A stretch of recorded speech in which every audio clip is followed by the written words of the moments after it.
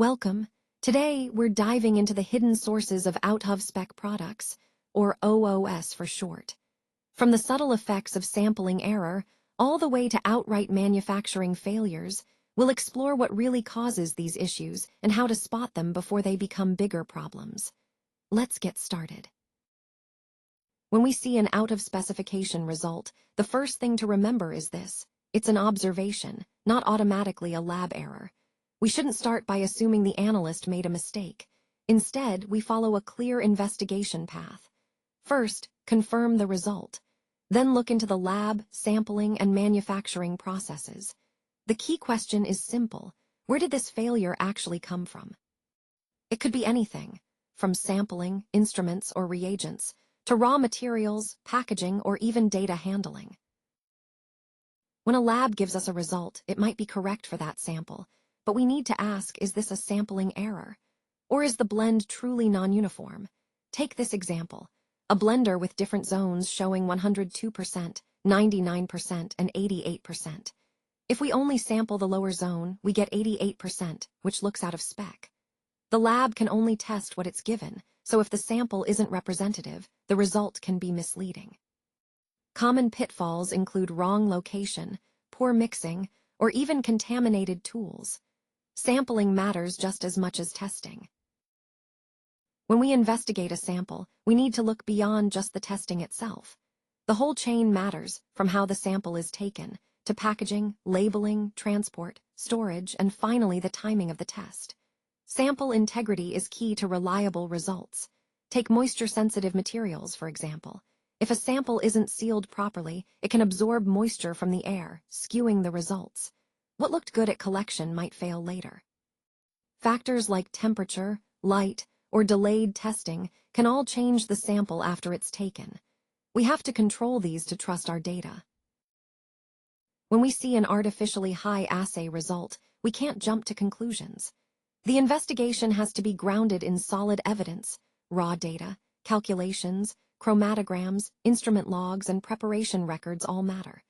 We only call it analyst error if there's proof, not just suspicion. Laboratory errors can come from many places: the method itself, how it's executed, the reagents used, or even the instruments. For example, a simple mistake in sample preparation, like transferring the sample into the wrong flask, can skew results. Every step counts, and every assumption needs backing. When we investigate, we need to look beyond just the initial validation. That means reviewing system suitability trends, chromatographic integration, and how the method has performed over time. We also check column history, sample stability, analyst execution, and measurement uncertainty when it matters. Take an HPLC impurity test, for example. Validation might use fresh materials and ideal conditions, but routine testing often involves different analysts, older columns, and complex samples. This can lead to unexpected peak overlap, wrong impurity calculations, and false out-of-spec results. Even a validated method can fail in real-world use. Hidden issues like poor robustness, analyst variability, matrix effects, and instrument drift all play a role. Let's talk about root cause, not an analytical error, but a variation in material functionality. Supplier oversight has to cover more than just specs. It means qualification, change notifications, trend monitoring, and risk assessment. Take a tablet dissolution failure as an example. The API and excipient meet specs, but the finished product fails dissolution. Digging deeper, a change in excipient particle size reduces wetting, slows disintegration, and causes the issue. Variations in raw materials can sneak in before manufacturing even starts. Here's the key point: the lab didn't cause the out-of-spec result. They just found it. The real issue started earlier on the manufacturing floor. Take this example. The approved mixing time was 20 minutes, but due to an equipment hiccup, it only ran for 12. That shorter mix led to uneven blending, which meant tablets varied widely in content, some too low, some too high. This variability triggered the content uniformity failure. It's a reminder that an out-of-spec result often signals a hidden problem in the process itself. We often blame repeated human errors on the person involved, but more often than not, these errors point to a flaw in the system itself. Take this example. 3 analysts report low assay results occasionally. The first thought? Analyst error. But a closer look shows the procedure was vague. Shake adequately meant different things to different people. No clear method, no defined mixing time, no mechanical aid. The real problem was an inadequate procedure design. Fixing this means improving the system, not just retraining individuals. It's a reminder that the root cause often lies in the system, not the person. When we investigate an out-of-specification result, it's a scientific process, not a hunt for someone to blame. We start by assessing the lab data itself, checking raw numbers, calculations, and instrument status.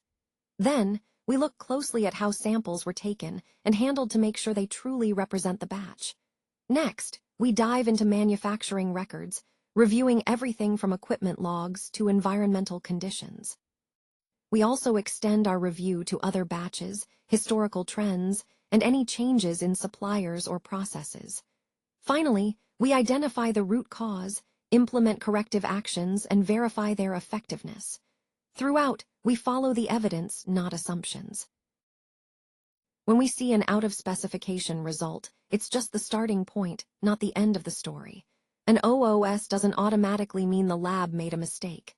Instead, it's a signal that something needs a closer look. We need to ask the right questions. Was the sample truly representative? Did it stay intact? Was the test done properly? Is the method reliable? And what about the manufacturing process and materials? OOS results can come from many places: sampling, handling, the lab, the process, even human factors. So don't try to test the problem away.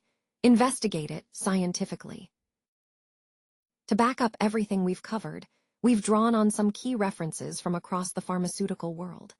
The US FDA's guidance on investigating out-of-specification results is foundational. It sets the standard for lab and production investigations.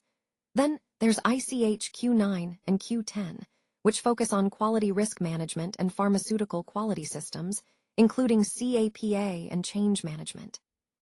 We've also looked at PIC-S for GMP guidance, plus the European Commission's UDRA-LEX Volume 4, which ties it all together with regulatory expectations on quality control and investigations.